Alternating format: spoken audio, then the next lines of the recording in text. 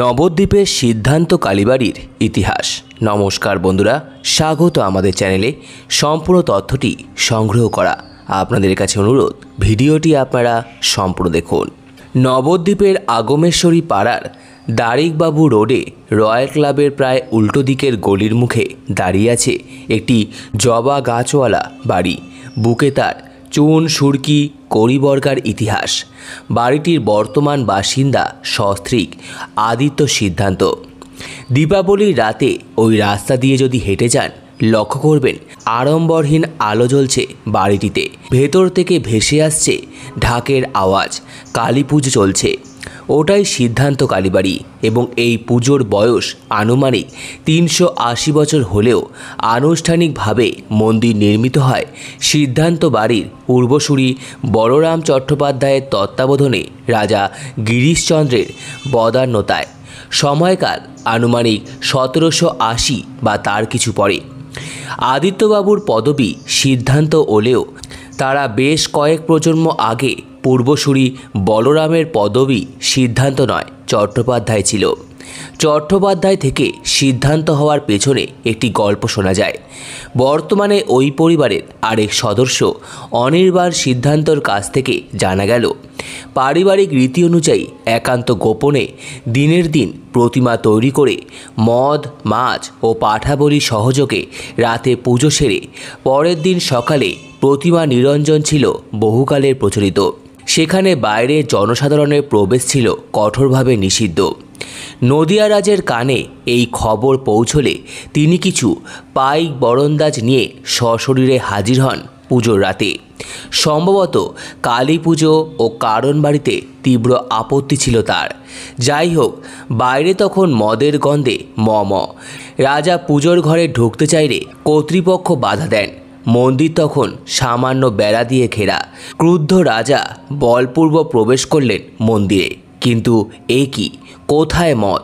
পাশাপাশি বিরাট বিরাট দুটি জালার, একটিতে দুধ এবং একটিতে গঙ্গাজল।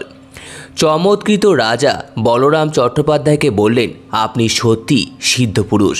রাজ অনুগ্রহে সেই থেকেই ওই পরিবারের পদবী চট্টোপাধ্যায় থেকে বদলে সিদ্ধান্ত হলো। শোনা যায় রাজা গিরিশচন্দ্র নিজেও দীক্ষা নিয়েছিলেন সেই দিন বলরাম চট্টোপাধ্যায়ের কাছের থেকে।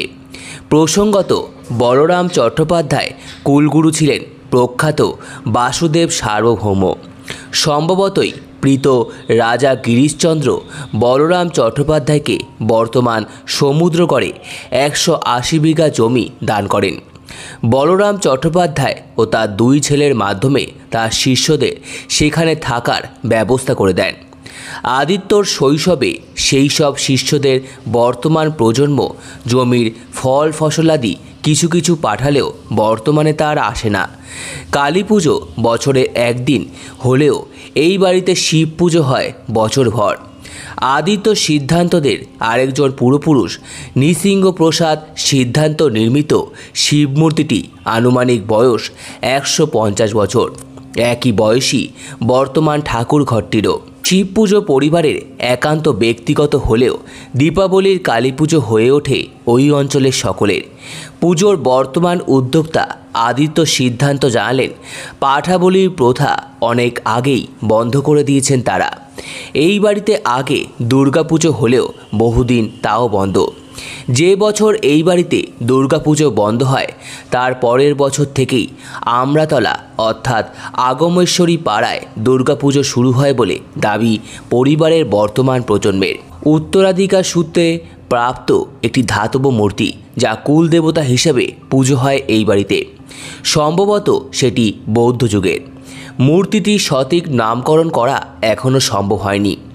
অদ্ভুত আকৃতি এই মূর্তিটির 4টি হাত এবং কান দুটি বহু প্রচলিত গৌতম বুদ্ধের প্রতিকৃতির মতো। মূর্তিটি একটি আসনে উপবিষ্ট। আনুমানিক 50 বছর আগে ওই বাড়ির প্রাচীন কুয়ো থেকে জল তুলতে গিয়ে উঠে আসে একটি সিংহের মূর্তি।